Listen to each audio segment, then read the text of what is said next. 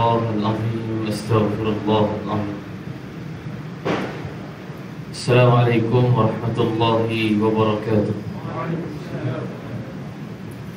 أعوذ بالله من الشيطان الرجيم. بسم الله الرحمن الرحيم.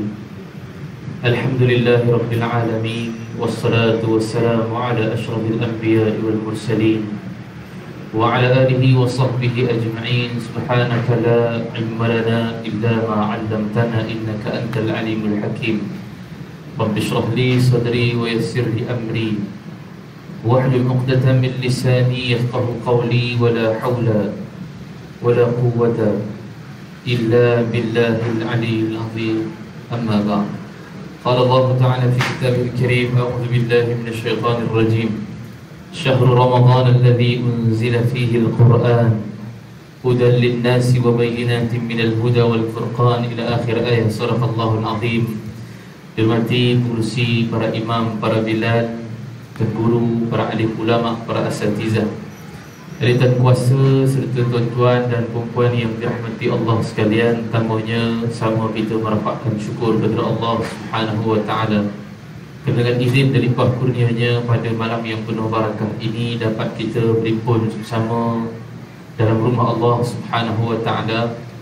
Sebelum kita meneruskan salat sunat tarawih secara berjemaah, insya-Allah kita berada dalam satu majlis ilmu ataupun tazkirah ringkas. Saya kira ini satu tuntutan daripada Allah Subhanahu wa taala, yang Allah Subhanahu wa taala suruh fadzakir. Allah suruh kita berikan peringatan, kerana peringatan itu amat bermanfaat bagi orang-orang yang beriman. Jadi walaupun dalam keadaan kita tazkirah, jangan risaulah, kita tak kuliah lama. Dia tak macam kuliah 1 jam, 1 jam setengah. Takut lama 1 jam setengah kan saya dengan mikrofonnya tinggal ni. Jadi kita tazkirah ni biar ringkas. Dan sekurang-kurangnya saya nak kita bawa balik sikit tuan-tuan. Apa dia? Sebab hari ini kita membincangkan tentang Al-Quran. Bila sebut tentang Al-Quran, kita nak kena tengok kita dan Al-Quran ni bagaimana. Sebab Al-Quran ni bukan satu buku biasa. Quran ni bukan satu buku cerita. Quran ini mukjizat. Jadi bila sebut mukjizat, bermaksud dia ada satu istimewa yang ada pada Al-Quran tersebut. Dan dia juga merupakan panduan untuk kita nak balik ke negeri akhirat besok. Sebab itu kata Nabi SAW, "Faratu fikum amrayni lan tadillu ma tamassaktum bihima kitaballahi wa sunnat rasul." Aku tinggalkan kamu 2 perkara, maka tidak akan sesat selagi mana kamu pegang kepada 2 ini, kitab Allah, iaitu Al-Quran, dan juga sunnah Nabi SAW. Jadi kitab Allah ni sebenarnya yang kita nak bincangkan, supaya hari ini kita tengok di mana kedudukan kita. Adakah kita dengan Quran tu dia macam best friend, ataupun Quran dengan kita tu hanya rapat ketika Ramadan sahaja, ataupun Quran tu dibiarkan sahaja di atas almari rumah kita. Nak kena cek balik semula. Sebab semua para sahabat dahulu, Nabi memang diturunkan Al-Quran kepadanya. Dan akhlak Nabi pun, kata Aisyah, wa kana khuluquhul Quran. Akhlak Nabi tu Quran. Mana memang Nabi selalu amalkan semua dalam Al-Quran tu. Sahabat Nabi dia tak boleh lepas daripada Al-Quran. Ada sahabat-sahabat Nabi yang membaca Quran tiap-tiap malam khatam habis, 1 kali baca. Ada sahabat-sahabat Nabi yang dia membaca setiap kali bulan Ramadan, macam Nabi SAW, dia baca Quran ketika mana bulan Ramadan, dia tasmih dengan Jibril AS, khatam. Jadi kita nak sebutkan peringatan untuk saya dan juga tuan-tuan yang hadir pada hari ini. Bila sebut Quran saja, dia tak boleh lari daripada 4 perkara. So saya nak kita check list diri kita, kita di mana. 4 perkara ini, yang pertama adalah baca Al-Quran, yang kedua adalah tadabbur Al-Quran, yang ketiga adalah mengamalkan Al-Quran, dan yang keempat mengajar Al-Quran. Baik, saya pergi salah satu supaya kita dapat gambaran. Dan di mana kita? Yang pertama, Nabi SAW suruh kita baca. Memang Al-Quran diturunkan untuk kita baca Quran.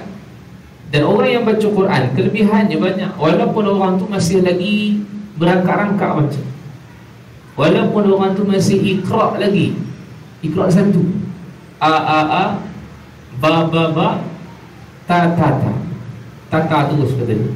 Pasal dah takar cucunya Al-Baqarah. Tak apalah, janji dia ada usaha, effort dia ada untuk nak baca Al-Quran, tak apa, tak ada masalah. Walaupun kita sebut tadi ada orang yang dia baca merangkak-rangkak, walladzina kafaru, kata Nabi falahu ajrani, 2 pahala dia dapat. Orang yang baca keadaan merangkak macam tu, 2 pahala. Sebab satunya bacaan dia, pahala daripada bacaan dia. Yang kedua, usaha dia baca tadi, 2 pahala. Jangan pula bermodal kita dah pandai baca, duk mengangkat-angkat saja dah dapat 2. Kalau orang yang fasih baca lagi banyaklah pahalanya.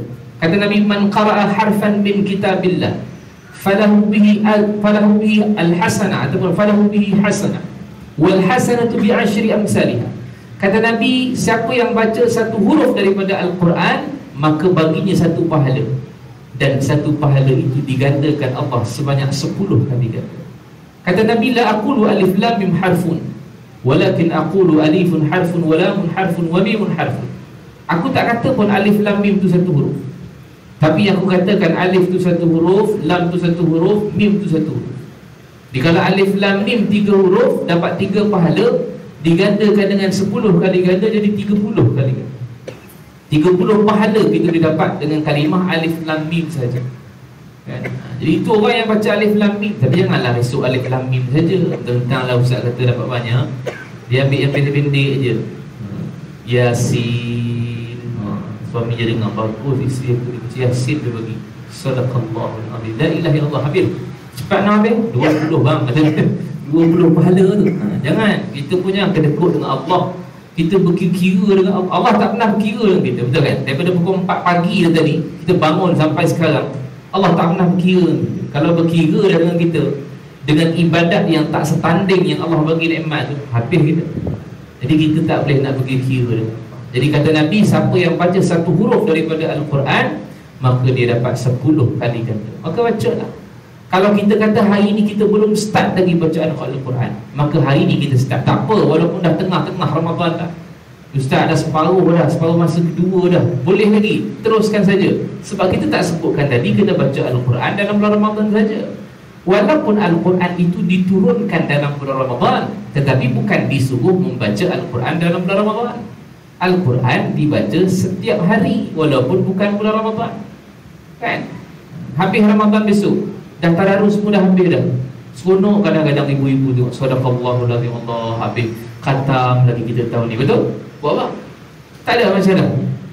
Itu yang kadang masalah kita ni, tidak tahu macam tu. Habis tadarus, ustaz sebutkan tadi kita ada khatam perdana dan seumpamanya, itu bukan menandakan stop dekat situ. Itu menunjukkan bahawa habis khatam, sambung balik. Gaya pula nanti ada khatam perdana pula, khatam perdana Syawal. Habis Syawal, Zulqaidah pula, khatam perdana Zulqaidah. Orang lain tak buat, kita buat. Nanti yang ini yang sebenarnya yang kita katakan bahawa kita menghidupkan Al-Quran dalam bulan-bulan yang lain. Semua Al-Quran itu saja diturunkan dalam bulan Ramadan. Syahrul Ramadan alladzi unzila fihi Al-Quran. Bulan Ramadan itu diturunkan padanya Al-Quran. Memang itu tujuannya Allah Subhanahu wa taala turunkan Al-Quran. Dan tengok dalam kitab-kitab yang lain, bukan saja Al-Quran diturunkan dalam bulan Ramadan, semua kitab-kitab yang lain pun diturunkan dalam bulan Ramadan. Cuma kita tak tahu kan? Zabur, Injil, pasal tak ada lagi dah di zaman kita ni. Kitab ni ada Al-Quran saja. Jadi baca Al-Quran. Kalau hari ni kita belum start baca, maka baca. Sebab Al-Quran ini dia lubuk untuk dapat pahala yang sangat banyak, walaupun tak faham. Tapi itu untuk step yang bawah lah. Maknanya untuk orang yang martabatnya di bawah ni, masih lagi di peringkat baca, tak apa. Sekali lagi mana dia belum faham, baca saja, tak ada masalah. Itu mukjizat. Kita mukjizat ni, kalau kita sebut mukjizat ni, Al-Quran ni dia boleh dipakai sampai kiamat. Kita dah tak faham, tapi boleh baca. Cuba buka paper Tamil ni. Kau paper Tamil, baca pun tak boleh, faham lagi tak boleh. Al-Quran baca boleh, faham tak boleh. Hebat Al-Quran. Tak pernah fikir kan? Kita boleh cakap bahasa Arab sebenarnya. Dalam bahasa Arab, Al-Quran tu dalam bahasa Arab, kita boleh baca tapi tak faham. Tak apa, untuk peringkat awal. Lama-lama esok kita naik pada peringkat yang kedua, iaitulah lepas habis baca. Kalau hari ni kita dah start baca Quran, naik peringkat yang kedua, iaitu mentadabbur Al-Quran. Tadabbur makna apa Ustaz? Tadabbur makna memahami makna ayat tu. Tak perlu pun tadabbur satu huruf satu huruf. Itu takhasus untuk pelajar-pelajar mungkin dia nak mentadabbur atau mentafsir Al-Quran. Kita juga untuk kita faham tentang terjemahan Al-Quran tu pun tak apa dah. Kan? Kita dah faham daripada surah Al-Fatihah. Kalau kita boleh khatam dalam bulan Ramadan tiap-tiap tahun, hari ni, tahun ni, start hari ni, walaupun lepas daripada Ramadan pun, cuba kita khatam pula sekali dalam terjemahan. Tengok pula apa yang kita dapat hasil. Barulah kita nampak, oh rupanya Allah tak bagi kita mengumpat. Ya Allah, lama dah Allah tak suruh kita mengumpat. Tapi sebab dia tak faham tu, dia baca Quran, lepas baca Quran, ayat yang mengumpat tadi, luar dia mengumpat. Allah sebut dalam surah Al-Hujurat, ayat yang ke-12, kata Allah, ijtanibu kathiran minaz-zann inna ba'da dhanni ism wa la tajassasu wa la yaghtab ba'dukum ba'da. Kata Allah, jangan kamu mencari-cari keaiban, ataupun Allah kata jangan kamu bersangka buruk pada orang. Kemudian jangan kamu mencari-cari keaiban orang, dan jangan kamu mengumpat sebagian kamu yang lain. Ni yang kita bimbang, sebab kita baca Quran mesti kita lalu ayat ni. Tapi bila kita lalu ayat ni, kita di luar langgar balik apa yang kita baca. Sebab tu kena pergi peringkat yang kedua. Apa dia? Tadabbur Al-Quran. Kena faham makna. Kalau hari ni kita dah baca Quran, ada Quran yang besar, yang kecil, yang macam-macam ada dah. Lebih besar pada ni pun ada, saya pernah nampak. Besar betul Quran dia. Bacalah kalau betul-betul tak nampak. Sebab kadang kita baca Quran, kadang memang tak nampak. Baru baca Bismillahirrahmanirrahim, nampaklah satu. Padahal tak nak mengaji. Dia kata tak nampak. Baru nak baca, start baru nak baca tu, dah tak nampak dah. Jadi sebab itu kita katakan bahawa kita baca Al-Quran, maka naik peringkat satu lagi untuk memahami makna Al-Quran. Allah sebut, afala yatadabbaruna Al-Quran am ala qulubin aqfaluha. Maka adakah mereka ini tidak mahu mentadabbur Al-Quran, atau hati mereka tertutup ke tak? Kita ni sebenarnya baca Quran, kita memang dapat pahala daripada lisan, tapi daripada sudut pengamalan, sekiranya kita langgar, kita lagi teruk kena nanti besok dalam akhirat. Sebab Allah sebut dalam surah Luqman, wa idza tutla alaihi ayatuna walla mustakbiran ka'an lam yasma'ha ka'anna fi udhunayhi waqra fabashshirhu bi'adzabin alim. Bila dibacakan ayat-ayat Al-Quran, maka seolah-olah didengarkan ayat itu, dia macam dia tak pernah dengar ayat. Walla mustakbiran, dia berpaling dan ingkar, dan akhirnya dia kata, ya ke ada dalam Quran? Ya ke Allah sebut macam ni? Padahal dia baca dah. Tapi kenapa dia berpaling? Sebab dia tak faham. Itu yang saya sebutkan tadi tu. Bila kita sebut tentang Al-Quran, maka dia tak boleh lari daripada baca, dan dia tak boleh lari daripada mentadabbur Al-Quran. Tuan tahu Allah Subhanahu wa taala sebutkan, "Lau anzalna hadzal Quran ala jabalin la ra'aitahu khashian mutasaddian min khasyatillah." Sekiranya Al-Quran itu turun di atas jabal, bukit, Al-Quran itu pecah kerana takut kerana Allah Subhanahu wa taala. Bukit ni bukan kecil dah.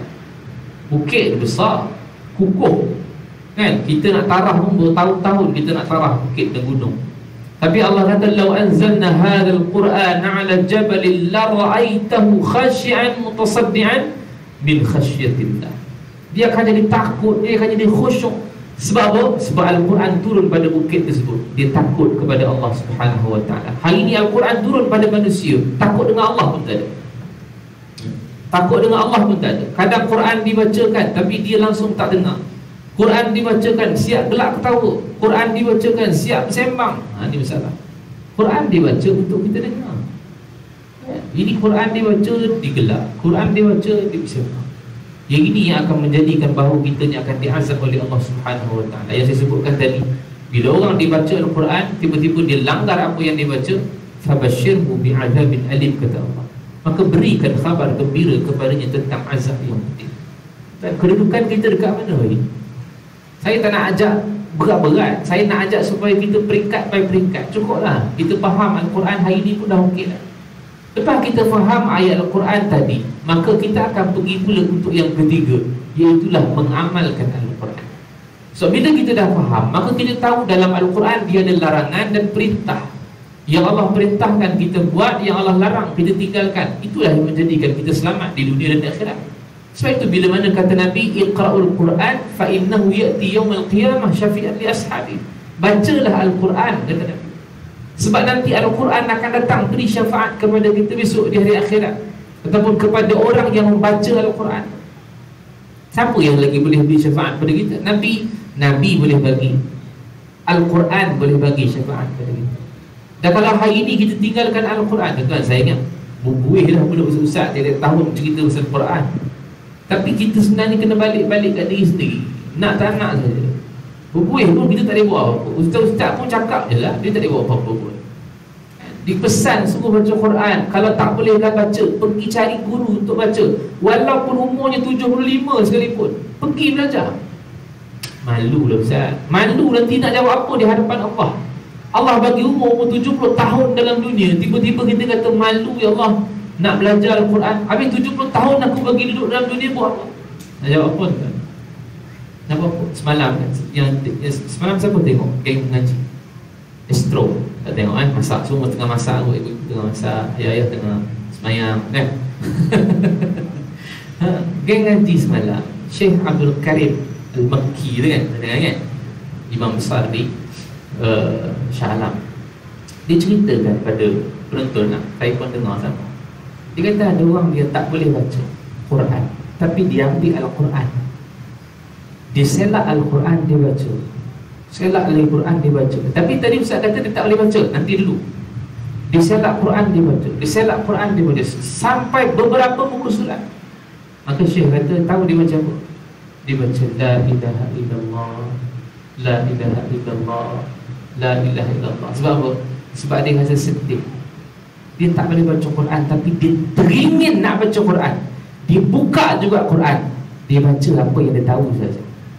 Tuan, hari ini kita tahu dah Al-Quran, cuma nak tinggal baca saja.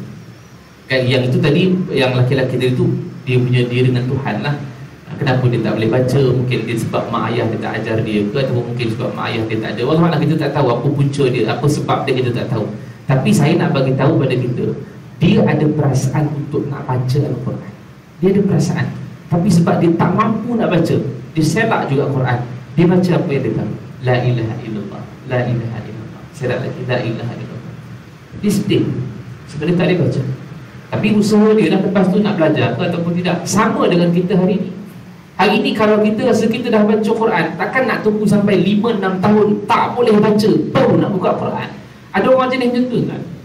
Ada orang jenis yang kita jumpa, yang dulunya di sekolah tahfiz, di sekolah agama, belajar tentang Al-Quran, lama tinggalkan sekolah 10 tahun, nak suruh baca Quran balik, pening kepada dia. Tak ingat nak baca tu tersalah banyak. Sebab apa? Sebab 10 tahun tinggalkan Al-Quran. Dan takkan kita nak tinggalkan Quran sampai 10 tahun. Allah punya rahmat bagi pada kita, ada Ramadan tiap-tiap tahun. Itu menunjukkan bahawa kita jangan tinggalkan Quran. Sekurang-kurangnya kalau kita tak boleh buat pada bulan Ramadan, buat bulan lain, tak apa, tak semestinya bulan Ramadan. Janji kita punya level tu mesti dalam keadaan kita baca Quran, naik pula pangkat sedikit mentadabbur Al-Quran, naik pula pangkat sedikit untuk mengamalkan apa yang kita telah tadabbur tadi. Last, yang terakhir, penutup, makna lepas daripada tadabbur dan mengamalkan, ajarkan pula Al-Quran ini pada orang lain biar bermanfaat. Kata Nabi, khairukum man ta'allama al-Quran wa 'allamahu. Orang yang terbaik di kalangan kamu ialah orang yang mempelajari Al-Quran dan mengajarkannya semula. Dulu kita pun tak tahu Al-Quran, tapi kita duk belajar, orang ajar kita, ustaz ajar kita, ustazah ajar kita, kita dah boleh baca. Tapi bila kita tengok ada orang yang lain tak boleh baca, takkan kita nak gelakkan dia?